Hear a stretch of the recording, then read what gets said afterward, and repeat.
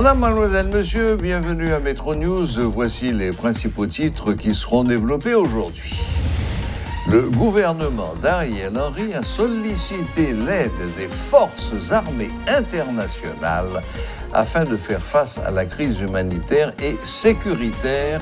Jeudi, le secrétaire général de l'OEA, Luis Almagro, a invité Haïti à définir les caractéristiques de la force de sécurité internationale qui doit intervenir dans le pays. Les mouvements anti-gouvernementaux ont repris, voire se sont intensifiés dans certaines villes de province ce vendredi. Les rumeurs selon lesquelles le Premier ministre avait démissionné sont à la base de la reprise violente des manifestations. 11 nouveaux cas confirmés de choléra en Haïti jeudi pour 2 décès institutionnels selon le ministère de la Santé. Le pays comptait 111 cas suspects, dont 102 cas d'hospitalisation jusqu'au 5 octobre de cette année.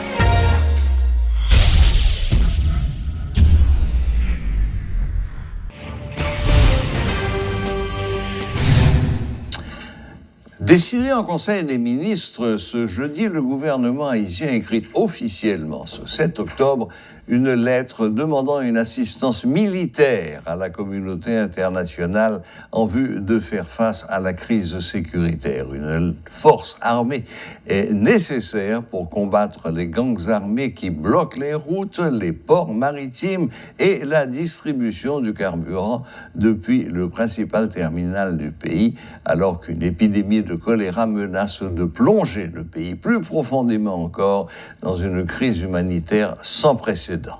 Ariel Henry et son Conseil des ministres ne précisent pas d'où doivent venir les forces armées. Toutefois, ils précisent que cette aide doit permettre notamment la distribution du carburant à partir du terminal de Vareux. Des foules en liesse un peu partout à travers le pays après la diffusion d'une information fausse concernant la démission du Premier ministre Ariel Henry. À Pétionville notamment, les citoyennes euphoriques ont fait usage de feux d'artifice.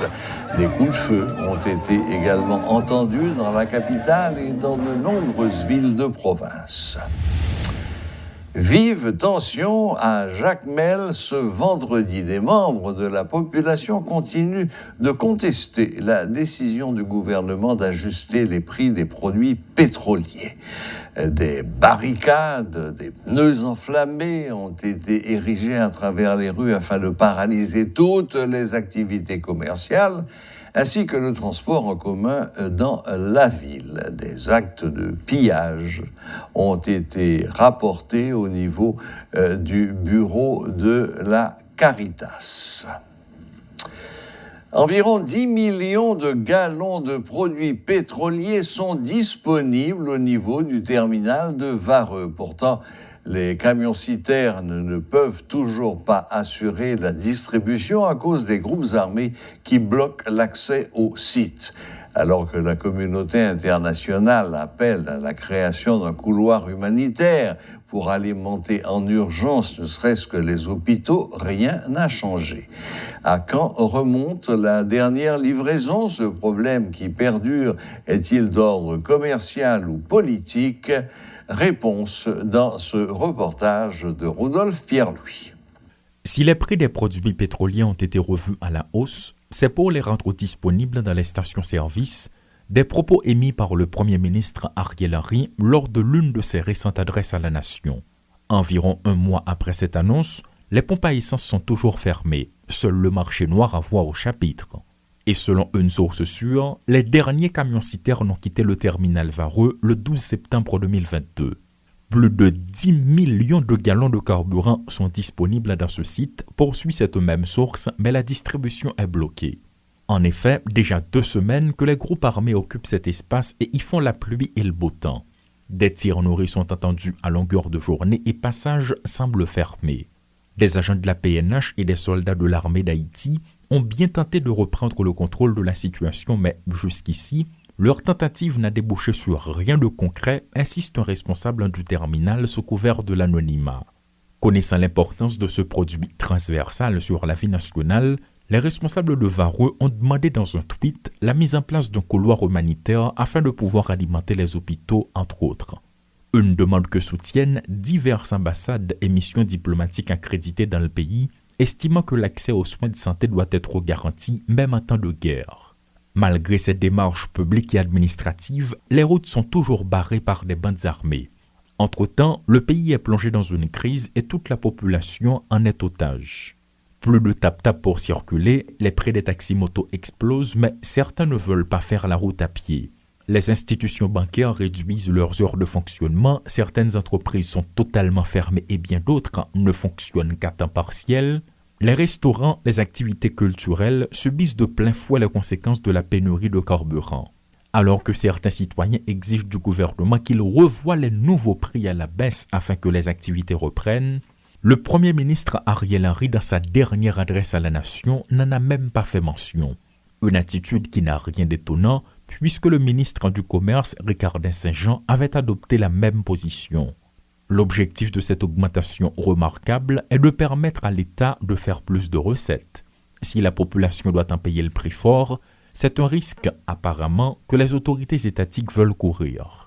Toutefois, d'après une source sûre, l'actuelle disette de carburant relèverait davantage d'un problème politique que commercial. Le bureau de communication du ministère de la Défense dément les allégations mensongères divulguées sur les réseaux sociaux qui associent le ministère de la Défense à des groupes armés. Il rappelle qu'il travaille légalement en vue de contribuer au redressement de la situation. Attaché aux principes d'éthique et aux valeurs républicaines, le ministère de la Défense n'a jamais pactisé et ne pactisera jamais avec des individus armés et des groupes hors la loi qui, par des actes terroristes, paralysent le bon fonctionnement du pays, affirme le bureau de communication du dit ministère. Le ministère de la Défense dit s'activer dans le cadre de sa mission institutionnelle à contribuer légalement au redressement de la situation de terreur provoquée par les gangs et leurs complices. La plateforme Femmes Soleil Éclairé, Placasoc, dénonce tous les types de violences faites aux femmes pendant les conflits armés et affirme qu'elles sont touchées par la crise. Lors d'une conférence de presse ce vendredi, elles ont demandé à la communauté internationale de venir les aider à résoudre la crise. Par ailleurs, Wilny Saint-Hill, qui est la présidente de Placasoc, demande à l'État haïtien de prendre les mesures afin de débloquer les routes occupées par des bandits, empêchant les Madansara d'entrer avec leurs marchandises dans la capitale, suivant les propos de Wilny Saint-Hill. Je dis, on regarde un pays bloqué, côté que les femmes étaient déjà plus vulnérables, les femmes étaient déjà pas de accès à soins de santé, à soins médicaments, à problème accès pour travail, c'est eux-mêmes qui toujours défendent tête dans la rue, défendent tête ou bien après escompte ou bien prêter dans mes amis ça pour dégager pour laver pour battre pour faire beurre. Maintenant je pense que il n'est pas possible pour une femme non seulement vivre toute situation ça puis pour violer encore. Non seulement il y a mal voyagé, il y a voyagé dans mi-temps bête, dans mi-temps marchandise, côté que vie exposé dans tout genre. Maintenant pour rejoindre moyen pas jouer une route marchandise gâtée non mais on perd du moyen perd du propre yo t'ai investi qui permettre qu'ils soient capable de joindre possibilité pour gérer la caillou et puis je dis en tout pour y a victime de violence physique côté que va capable violer enrager et à faire photo faire vidéo pour publier encore je pense que ça il mérite puni nous demander que pour monde qui fait acte ça pour la justice mettre en branle pour yo punir pour yo puger peine il pas possible situation à vivre journée aujourd'hui nous dit nous pas capable encore nous mêmes femmes parce que il pas possible pour l'autre semaine pour nous gérer crise humanitaire ça côté que nous pas besoin de l'eau pour nous boire nous pas besoin de manger pour nous manger petite nous pas à l'hôpital femme voisinage de la caille nous qui enceinte pas capable à accoucher il pas possible parce que on gallon gaz pas capable plus cher que salaire minimum mes amis on voit les restes qui travaillent dans factory il y a justement que l'état va le faire sur ça pour permettre que nous vivions tant que monde ça fait longtemps que nous pas vivre mais situation aller trop loin pour aller plus cas de prostitution il pas possible Maintenant, je dis, la plateforme Pomme Soleil éclairé a demandé pour tout, a fait un cri d'alarme, lancer un cri d'alarme par toute instance de décision, tout le monde qui est concerné dans la prise de décision pays d'Haïti. Le docteur Loubens Jean-Baptiste confirme l'existence de cas de choléra à Cité-Soleil depuis une semaine. Les premiers malades ont été reçus le 2 octobre dernier à l'hôpital Fontaine, assure-t-il. Invité à la rubrique Le Point ce vendredi, il a révélé qu'un malade était actuellement hospitalisé dans ce centre de santé, suivant les précisions du docteur Loubens Jean-Baptiste. Effectivement, le choléra existait. Et nous-mêmes, Centre hospitalier Fontaine, dans la commune Cité-Soleil, dans la nuit du 2 au 3 octobre 2022, nous recevons le premier cas choléra qui sorti à Marin 52, qui est hospitalisé dans le Centre hospitalier Fontaine. Alors, nous faisons prise en charge, nous faisons spécimen, nous avisons santé publique, et puis ensuite, nous voyons spécimen laboratoire national pour études. Et c'est le petit problème qui gagne, que le temps pour résultat capable retourner dans l'hôpital Fontaine, et l'antigen trop large, parce que ça mettait inquiétude beaucoup de patients, tant beaucoup de personnel dans l'hôpital là, parce que les résultats prennent trop de temps pour arriver. Et effectivement, le choléra existait.